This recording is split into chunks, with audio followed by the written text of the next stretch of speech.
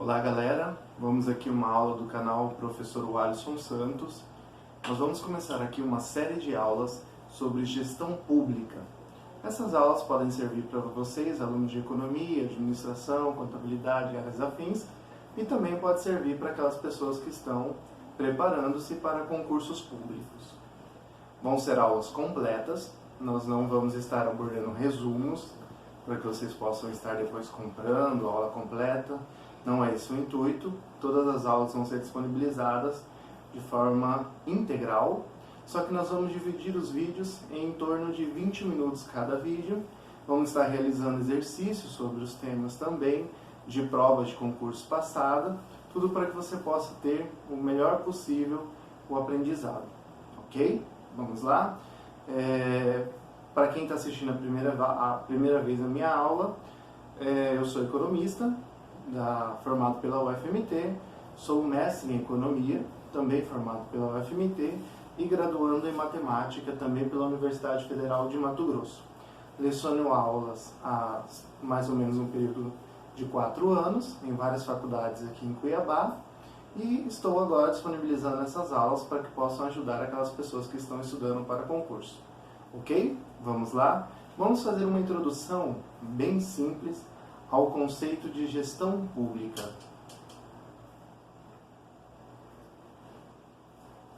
Primeiro, o que é gestão? Gestão é a capacidade, habilidade, técnica ou arte de tomar uma decisão.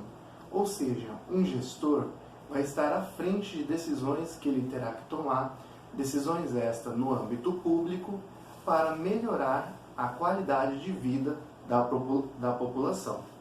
A gestão está relacionada com a definição de resultados estabelecidos, ou seja, você faz o ato de gerir porque você quer alcançar uma meta, um objetivo.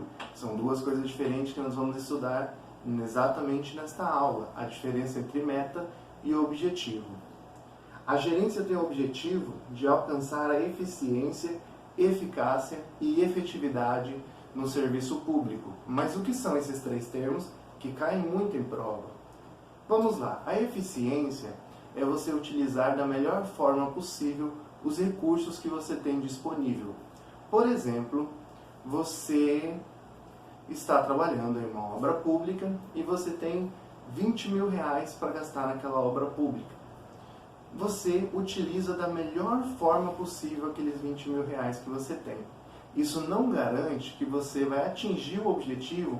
Por exemplo, digamos que os 20 mil seja para a construção de uma quadra. Digamos que quem fez o planejamento colocou 20 mil. E 20 mil não dá para fazer uma praça pública no estilo que foi planejado. Mas você utilizou da melhor forma possível. Se você utilizou bem aquele recurso, se você atingiu ou não a finalidade de construir a praça, você usou de forma eficiente. Você fez compras com qualidade, você conseguiu economizar, ou seja, você pegou aqueles 20 mil, suou a camisa e fez da melhor forma possível aqueles 20 mil dentro da gestão pública. Então, quando você utiliza os recursos da melhor forma disponível, você está sendo eficiente. Digamos que você está trabalhando no seu atual emprego e você tem um computador que não é muito bom, mas você digita o mais rápido possível, faz os seus trabalhos no menor tempo possível. Você está utilizando um recurso que não é muito bom, mas está tirando o máximo proveito desse recurso. Em contrapartida, o conceito de eficácia significa você atingir o objetivo ou meta proposta, independentemente da eficiência. Ou seja, vamos voltar ao exemplo da praça. Você pode estar construindo uma praça e estava orçado que a praça seria construída com 20 mil reais de dinheiro público. Em 2 meses. Você termina a praça em 2 meses como gestor público. Todavia, você gastou 70 mil reais. Ora, você construiu a praça, mas você não foi eficiente. Você gastou 70 mil reais para construir aquela praça. Então você poderia ter utilizado os seus recursos de uma forma melhor. Talvez ter feito uma licitação melhor, ter feito compras melhores, ter economizado, não sei. você não usou o recurso de uma forma que deveria. Então você atingiu seu resultado, você teve eficácia, mas você não teve eficiência. Então dá para ser eficaz sem ser eficiente. Agora, nesse mesmo exemplo da praça, você tinha 20 mil para construir a praça e 2 meses de prazo. Em 2 meses, você construiu a praça e em 2 meses, você utilizou da melhor forma possível esses 20 mil. A praça está exatamente da forma como estava no projeto. Ou seja, você foi eficiente e você teve eficácia. Dessa forma, você alcançou o que nós chamamos de efetividade. Na efetividade, você alcança o objetivo e você usa os recursos da melhor forma possível. Então, ele é uma união da eficiência e da eficácia. Continuando, a gestão pública atual tem como base o planejamento estratégico, que já nós vamos falar o que é planejamento estratégico, para alcançar o bem-estar da sociedade.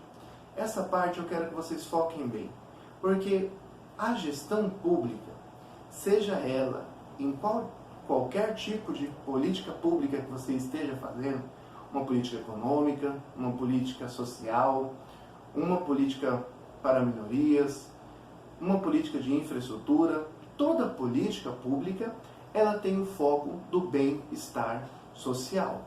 Ou seja, se você está trabalhando no setor público, você tem como meta o bem comum, ou seja, o bem da sociedade, diferente do setor privado, por exemplo.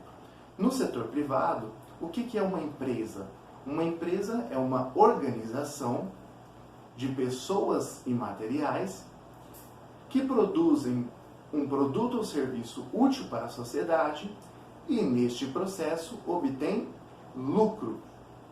O órgão público não tem como função obter lucro. Claro que ele tem um orçamento, que vai ser, inclusive, pauta de muitas aulas nossas aqui, a questão do orçamento público, que tem que ser respeitado, inclusive pela Lei de Responsabilidade Fiscal. Todavia, no serviço público, o que você tem como meta é, de forma responsável, financeiramente falando, alcançar o bem-estar da sociedade. Então, o órgão público ele não tem essa finalidade lucrativa como a empresa, ou pelo menos não deveria ter, ok? Então temos que dar um foco nessa questão do bem-estar social. Uma questão que pode cair em prova, que é muito comum na discussão econômica do Estado hoje, é as políticas públicas que podem ser feitas pelo Estado. Hoje, dentro do Estado capitalista, nós temos 2 tipos de Estado. O Estado de bem-estar social e o Estado mínimo. O Estado de bem-estar social, ele foi criado pelo economista John Maynard Keynes, depois da Grande Depressão dos Estados Unidos de 1929, e ele tem como finalidade um Estado que cobra altos impostos e oferece à sua população muitos serviços e produtos públicos em troca. Ou seja, vamos usar, por exemplo, aqui o Canadá, onde o imposto é em torno de 50%, só que você tem educação, saúde, segurança, todos ofertados pelo poder público.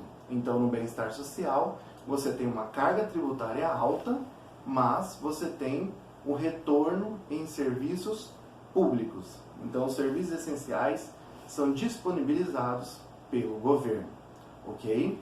O Estado mínimo, que tem aqui a sua base em várias escolas econômicas, como a escola fisiocrata, a escola clássica, a escola neoclássica. Aconselho a assistir as minhas aulas de teoria econômica, vocês vão entender melhor essas escolas. Essas 3 escolas vão dar base para o Estado mínimo. No Estado mínimo, cobra-se baixos tributos, tá? Vamos falar sempre tributos, porque é importante você saber que tributos é diferente de impostos. O imposto é um tipo de tributo, mas você tem outros tipos. Por exemplo, dentro do tributo você tem impostos, taxas e contribuições. Então, o imposto é um tipo de produto, é um tipo de tributo, tá?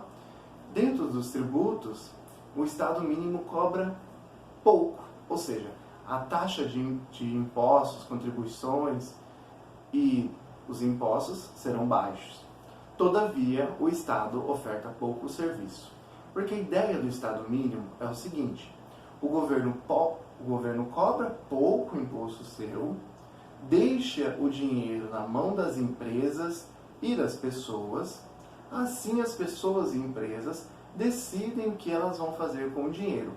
E o Estado, obviamente, como ele está deixando o dinheiro na mão das pessoas, ou deixando a maior parte na mão das pessoas, ele não oferece muitos produtos e serviços para as pessoas.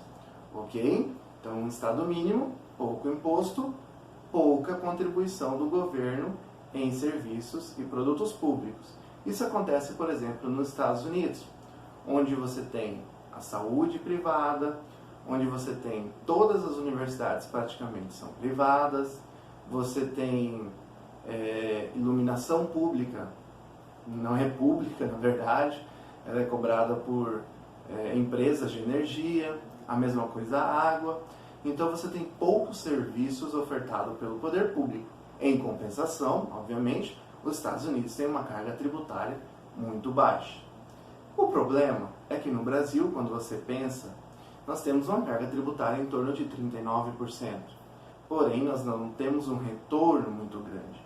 Mas se caísse alguma pergunta em prova, pelo menos na teoria, se você ler a Constituição de 1988, ela dá a entender que o Brasil teria o objetivo, ou tem o objetivo, de ser um estado de bem-estar social, porque ele coloca a educação como pública e universal.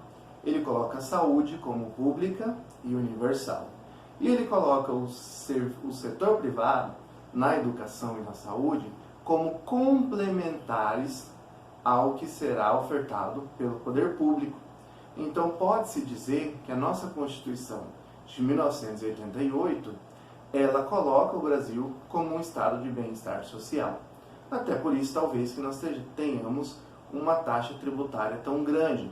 O que se questiona no Brasil, que pode cair em prova, é a questão da qualidade do produto e serviço que é ofertado em troca. Ou seja, nós pagamos uma carga tributária alta, que é característica do estado de bem-estar social, temos esse bem-estar social na Constituição, porém o retorno volta em um serviço que não é de qualidade. Ou seja, você tem uma saúde precária, você tem uma segurança ineficaz, você tem uma questão de educação de baixa qualidade.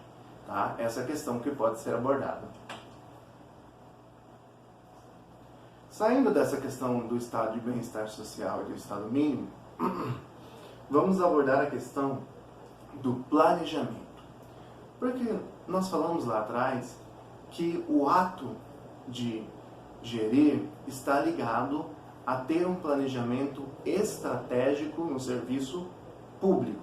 Porque o serviço público, ele tem como característica pensar a longo prazo.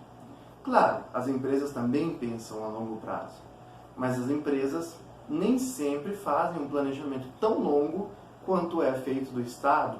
Por exemplo, a ONU tem metas do milênio, metas do século, metas para cada década, que ela pede para que os países adotem essas metas.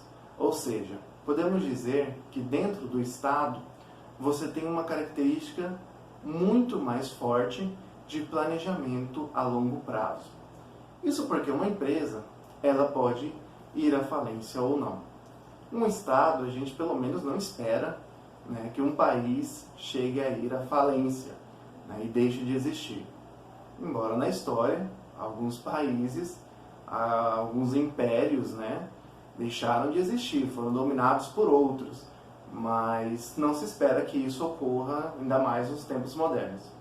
Então, vamos tirar essa hipótese de uma falência de um Estado, que é possível, mas vamos aqui para uma questão acadêmica, tirá-la do nosso modelo Então você espera que o Estado ele tenha um planejamento para longo prazo.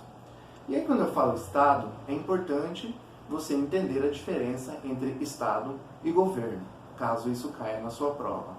Porque o Estado é as regras do jogo e as instituições estabelecidas no país.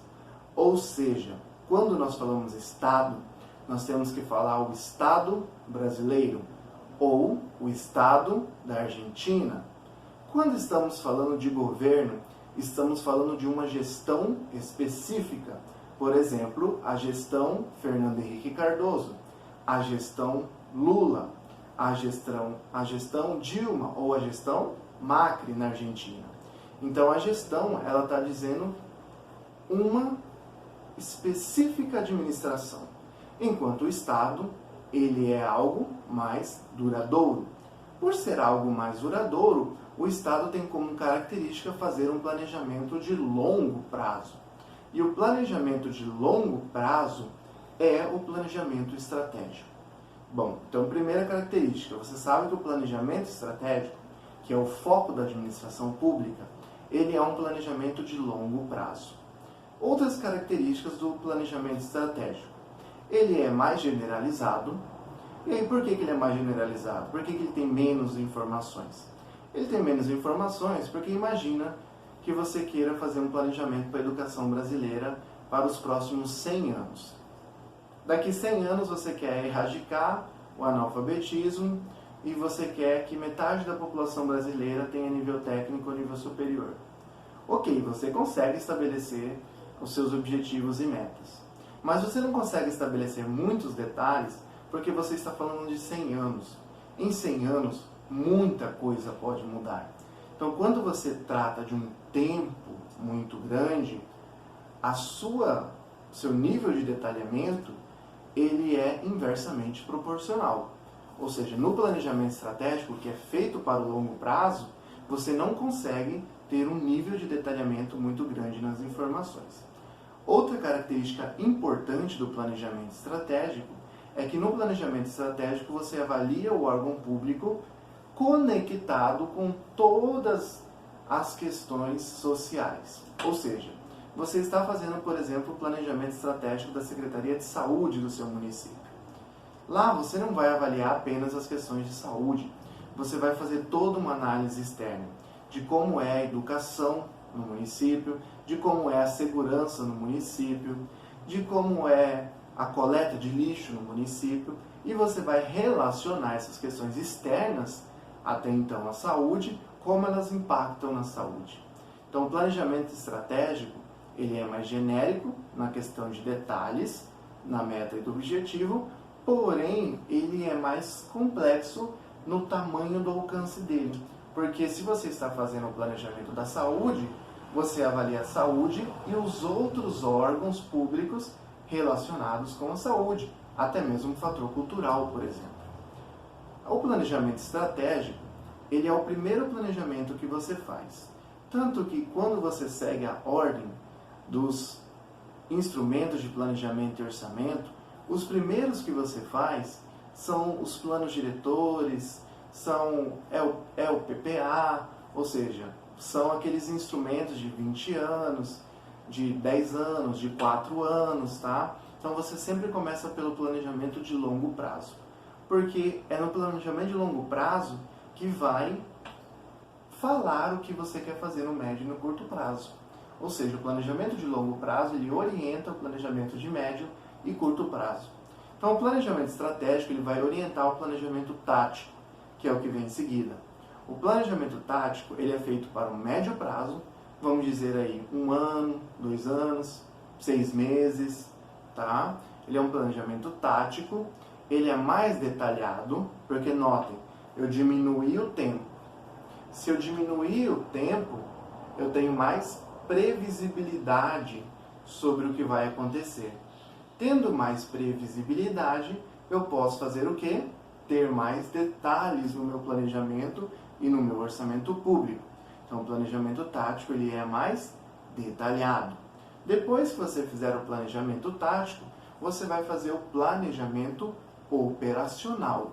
O planejamento operacional, nós não temos muitos instrumentos na gestão pública que são planejamento operacionais obrigatórios. Dessa forma, nós temos vários instrumentos que são de planejamento estratégico, temos também alguns de planejamento tático, mas o planejamento operacional não se prevê na legislação muita obrigação em relação a ele, embora ele seja extremamente necessário para você atingir a eficiência, a efetividade e a eficácia dentro do órgão público. Tá? Na próxima aula, nós estaremos falando sobre o PPA, LDO e LOA, já adiantando que o PPA é um instrumento dentro do planejamento estratégico. A LDO e a LOA entra dentro do planejamento tático. Por isso que foi importante esses conceitos que nós aprendemos agora na primeira aula, para que quando formos estudar esses três instrumentos, nós já possamos classificá-los como estratégico, tático ou operacional e entender porquê da estrutura de cada um desses elementos. Bom, pessoal, é isso. Essa foi a nossa primeira aula. Agradeço a vocês. Podem deixar comentário, curtam se gostou do vídeo, compartilhem e eu aguardo vocês até a próxima aula de gestão pública. Falou, pessoal. Até mais.